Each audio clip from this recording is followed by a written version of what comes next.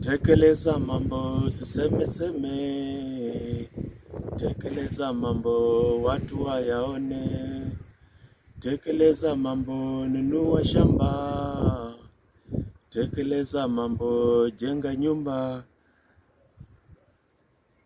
Dear viewers of Dr BMS, I thought about this song today and it made me think about a question that some of my viewers, especially family members, have been asking. Why do alcoholics or drug addicts talk big but do less? We get these complaints all the time when patients are brought to us in the rehabilitation center. The family is saying this person does nothing. They keep promising, but they never deliver. And they are full of excuses. So it is a sticking point. It's something that brings a lot of conflict in families. And today I want to explain it to our viewers, to the families, the people in addiction, to know the science behind this behavior, because it's not a deliberate behavior. It's part of the manifestation of addiction. And remember, addiction to drugs or alcohol, or even behavioral addictions like pornography, like sex addiction, like shopping addiction. These addictions are things people find it difficult to control. And so these behaviors, when they show up, they are not deliberate as such. They are part of that manifestation of things that a person is not able to control. So why do addicts find it difficult to achieve what they promise? They are all talk but little action. The reasons, I'll break them into BMS, body, mind, and soul. Because when you take drugs of addiction, alcohol, cannabis, whichever drug of addiction, or even behavioral addictions, they affect the way your brain functions, and the net effect of those actions on various parts of your body make you not able to achieve things, among other signs and symptoms or problems with the addiction. So if we start with B, then M and S. B for body. Alcohol, I'll use alcohol and cannabis as a tracer or as a guide because it's the commonest in our country, in our setup. But this can be extrapolated to all other drugs of addiction or addictive behaviors. When you take alcohol, for example, it affects your health. And in a previous video, I have mentioned this, that you take alcohol in excessive quantities, you are addicted, it's going to affect the health of your body. Families or the general public, you are aware of someone who drinks, they get drunk, they come home and they sleep through the following day or the better part of the day, and they wake up, they have a hangover, and they have what we call in Kenya lock. They want to go and take some more. Now, those are manifestations of the effects of alcohol on the short term. When you take and you drunk, and the following day you have a hangover, and you have a lock, you want to go and take some more, that means you've gone through a series of being drunk, inebriated, having a hangover the following morning, and maybe having withdrawal symptoms if this continues for some time. And so when you are drunk, at that time you are drunk, you are never able to work because it's affecting your brain, your thinking, your reasoning, your memory. All these things are going down. And so for you to do that project you have to do the following morning, or you have planned for the month, it requires good reasoning, it requires concentration, thinking, memory, and these are the things that the alcohol is cutting away from you. So you can see from that point that it's starting to affect your performance as far as the project is concerned. Then you wake up the following morning, you have a hangover. When you have a hangover, for example, you may be nauseated, you may feel sleepy, You may have fatigue, a headache. In that state, you're already unwell, so you're not going to go to the office, you're not going to go to farm, you're not going to go to class, and so your performance or your achieving of the projects you had in mind is starting to get affected. And if you have continued to take alcohol over a period of time, then whenever you miss on your drink, you have withdrawal symptoms. Now, withdrawal symptoms simply can be defined as a bigger form of hangover or a prolonged form of hangover. And so it means that to take away these symptoms, you have to go and take your drink again. And so it becomes a vicious cycle where you drink, you wake up in the following morning, you are sick from hangover, you cannot perform, and soon you get withdrawal symptoms when you don't take the drink again and you have to rush the pub. So we can see this cycle already is cutting you away from work or productivity related activities. You are now just sucked into drinking as an occupation. For this reason, these people will not achieve on what they need to do, and they'll be all talk and no action. There's more that happens to the body beyond that cycle of drink, hangover, withdrawal symptom, and drink again. Alcohol is going to affect your level of nutrition. People who are alcoholics, they suffer what we call alcoholic malnutrition. This is general malnutrition. They have ulcers, they have hypertension, they have liver disease. So their health is not good. When your health is not good, you're not strong enough, you don't have the stamina, and so you're not able to do the work that you have set out to do. For that reason, again, you will underachieve on your projects.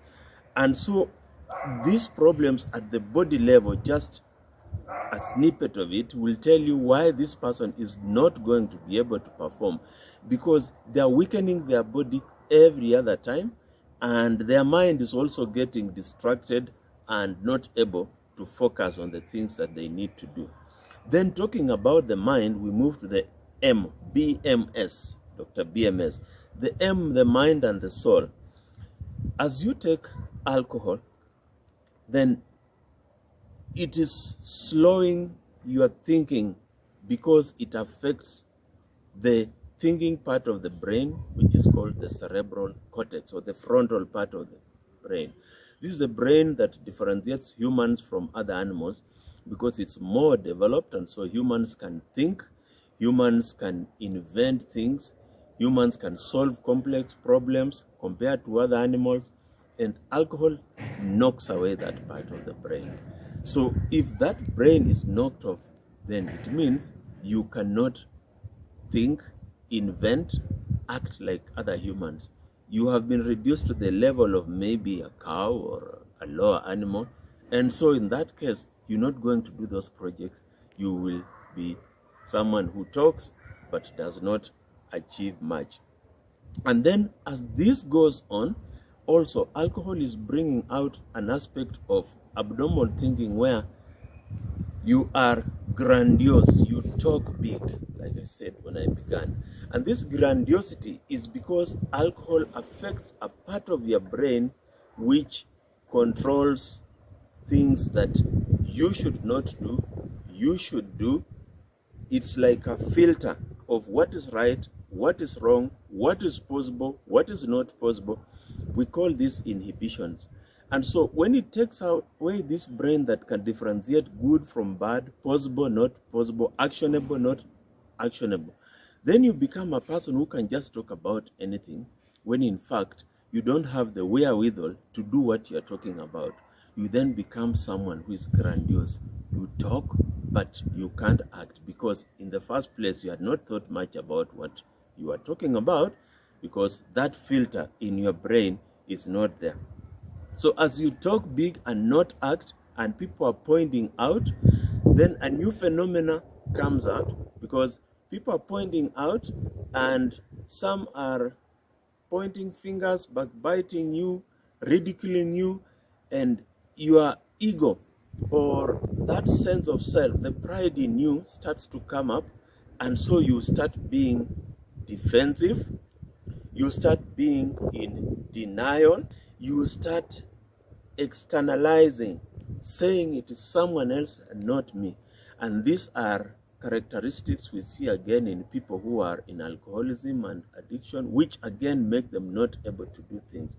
Because when you deny that there's a problem, that you said you're gonna do this project, but you have not done, and now you are denying that you didn't say it, or you are minimizing it, that I didn't say I would do that much, or you're procrastinating, like I didn't say I would do it this week, you people are rushing me, I could just do it if you do not point fingers at me. Or maybe you are externalizing, scapegoating. I didn't do it because so and so didn't do this for me, so and so didn't give me this, the other person said this and I was unhappy.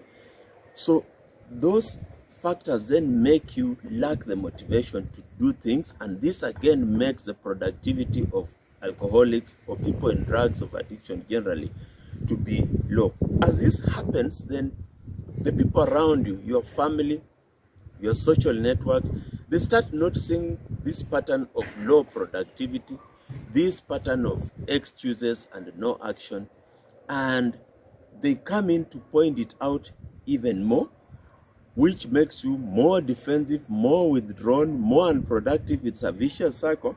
But then again, they also start withdrawing their support because they no longer believe in you. They no longer see you like someone who can be relied upon as a business partner, as a partner in any enterprise. And so your social networks start to shrink. People do not want to back you up, so the effort that you put up will be alone, a solo effort, because the partnerships are gone. And you know, for many of the projects we human beings do and succeed, you need some partnership, someone to help you. So if people are shunning away from you, not wanting to work with you, your productivity again is going to get less. Remember also, this alcoholism or drug addiction consumes your finances. So you are diverting your finances. A big chunk of your salary or your income is used in this thing. And so you are left with less funds, less capital is available for you to invest into your projects. This again will contribute into the poor productivity or the low productivity that we'll see in these people. We'll talk about again the reduced time input. If you are in that cycle that I mentioned when I was talking about the effects of the body, drink, get drunk, have a hangover, develop withdrawal symptom, get a lock, want to get something to unlock, which is the alcohol, then it means this vicious cycle now is occupying a lot of your time. You have less time available for you to do the projects that you had said, so your productivity will be low. But there's something more interesting also about time. Drugs of addiction, alcohol, but particularly cannabis, they have this characteristic of altering a person's perception of time. Think about it. When someone goes to a club to have a drink, sometimes you may say, I'm just going to have 2 beers, 30 minutes I will be finished. But you come back 6 hours later. Why is that so? Many reasons. It could be you made friends who told you, oh, you can stay on, they distracted you, and other things made you just waste time there. But also it's because this drink alters your perception of time. To someone who is taking drugs of addiction, an hour starts to appear like a minute. A day starts to appear like an hour. So that altered perception of slowing time down of time makes this person not see the urgency. Other people are saying, you said you'd do this, you plant your farm at the beginning of the year. But you're not seeing the hurry because for you, December has passed. You're supposed to start plowing your farm in January, but it looks like just one day has passed, and so you are not in a hurry. That is also a physiological effect of drugs of addiction on the human, which make them to be less productive. Then as this cycle of low productivity continues, it starts to suck your inner energy, the soul. Now I'm talking about the soul. Your belief systems, your spirit, your motivation, your inner self, that higher calling, that drive that a human has to achieve things, it starts being sucked up because first, your body is weak. Second, your mind cannot concentrate on anything, think about anything. Third, your social networks, your family, your friends are abandoning you. They don't want to team up with you. So you start to despair. And as you despair, your motivation, your spirit goes down. So your spirit, your soul is dying. And then, for solace, because your ego is fighting back, you now want to surround yourself with people who do not criticize you, people who do not shine you. And who are these people? They are going to be fellow drunks. They are going to be people who are also using drugs of addiction at addiction levels. And so you find then your circle, your social circle is decreasing, and negative influence from people who are in addiction like you is starting to increase. And that just makes the situation worse. And now you find even the adverts that come from the media that bring out the lion in you, for example, when they're advertising some alcoholic drinks, they start to make you think like you are a lion, but you are just an armchair achiever. You are a paper tiger, you know, you are a dead lion if you ever were a lion. But now this has become your way of thinking, and as you despair in life, then the full cycle of addiction has moved from claiming your body, your mind, your soul, until now there's nothing that is left. And if there was ever any achievement that you had promised you do any action, now it is forgotten completely. Nobody talks about it, nobody expects it, and you are completely finished by this cycle of addiction. So, the way we started, we would say, if you want to do something, to achieve things in your life, then you need to recognize the harmful effect that addiction to drugs will have on you, and the slow but progressive way it eats up your abilities from your body, your mind, and your soul. What do you think, dear viewers? Have you experienced what I'm talking about? Do you have a friend, a family member who is involved in abuse, addiction of alcohol, drugs of addiction, and they have